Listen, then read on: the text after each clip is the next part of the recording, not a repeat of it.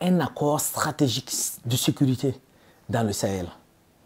Voici le nouveau deal que la France est en train de signer avec l'Algérie. Qui l'aurait cru?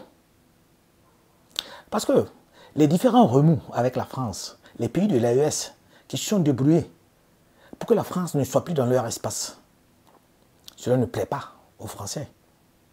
Les Français veulent à tout prix rester dans le Sahel. Ils veulent rester. Donc ils ont signé un deal. Parce que le ministre des Affaires étrangères de la France, dans son discours, le premier point, le point le plus capital, c'est que lui-même il a dit un accord stratégique de sécurité dans le Sahel. Que les services de renseignement français et algériens vont collaborer ensemble. Ces deux services-là vont se donner des informations. La France, qu'il y a de cela quelques jours, était en froid diplomatique avec l'Algérie. Parce que, tout simplement, il y a un Algérien, un franco-algérien,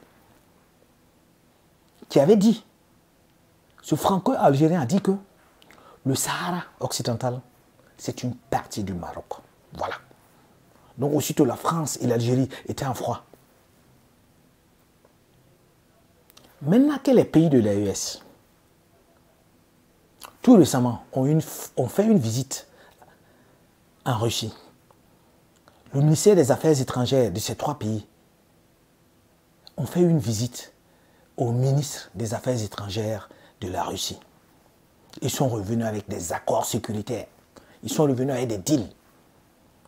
En matière de sécurité d'armement, la Russie veut être présente.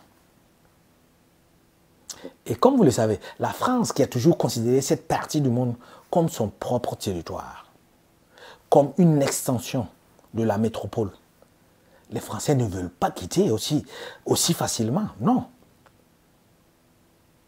Parce que les Français voient la menace russe. Et les Français font du tout pour rester toujours en Afrique. Pour rester en Afrique, dans le Sahel.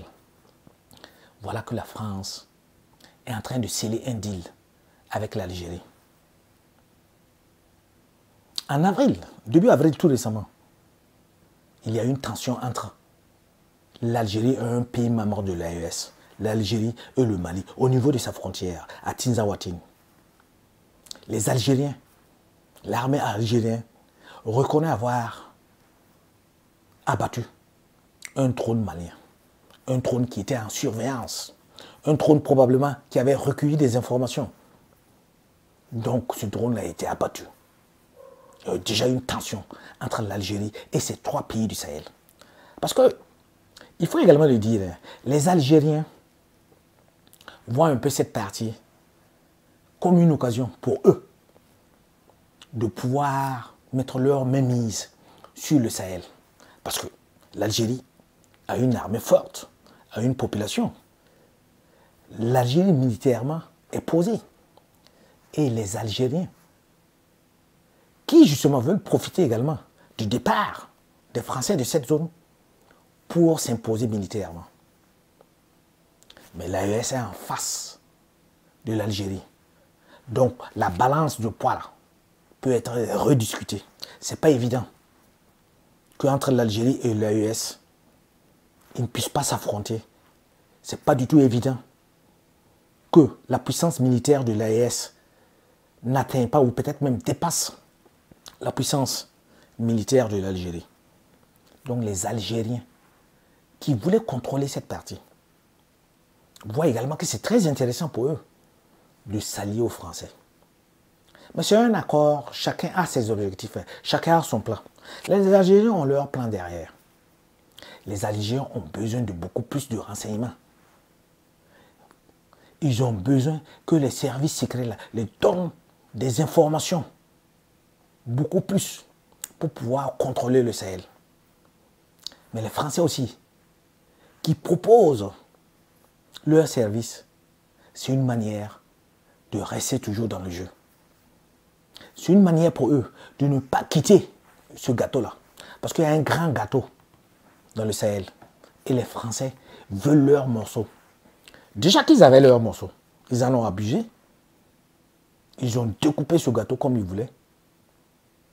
Maintenant qu'on les a demandé tout simplement de partir, les Français ne veulent pas repousser chemin. Ils veulent toujours rester. Parce que récemment, quand on écoute très bien Chouala, l'ancien premier ministre du Mali, qui fait un cours d'histoire de cette partie, du Mali, de l'Algérie, des différents aides, accords entre l'Algérie et le Mali, de la manière que l'armée malienne a soutenu l'armée algérienne lors de son indépendance, qui explique les différentes tensions, des rébellions, des séparatistes inventés à gauche, à droite, qui explique comment justement, dans cette région, on utilise certaines ethnies pour pouvoir se rebeller, pour faire la guerre contre d'autres. Quand tu écoutes tout cela, tu te rends compte que le Sahel, là, il y a beaucoup plus qu'on ne dit pas au Sahel. Il y a beaucoup plus. Maintenant, l'AES, qui est en train de rechercher ses supports, qui est en train de signer des accords stratégiques avec un allié sûr, la Russie, l'AES veut écrire une nouvelle page de son histoire. L'AES ne veut pas, justement, que son alliance-là soit une partie où chacun pourra rentrer comme il veut, exploiter comme il veut, repartir avec les ressources. Non. L'AES a décidé que leurs ressources doivent appartenir à leur population. Leurs ressources doivent faire le bonheur de leur population. Leurs ressources, là, c'est avant tout pour leur population. Les Français aussi sont là. La France ne veut pas se faire déloger aussi facilement. La France veut rester dans la course. Les pays de l'AES doivent rester soudés. Comme ce qui est en train de se passer à l'heure actuelle. Comme ils ont dit qu'ils ont un théâtre d'opération commun, militairement, ensemble. Économiquement, ils doivent rester ensemble. Et se projeter dans l'avenir. Avoir un renseignement fiable, très efficace. Un renseignement qui va les permettre de déjouer les différents coups. Que tu prennes au Mali, au Niger, au Burkina Faso, les tentatives de déstabilisation existent toujours.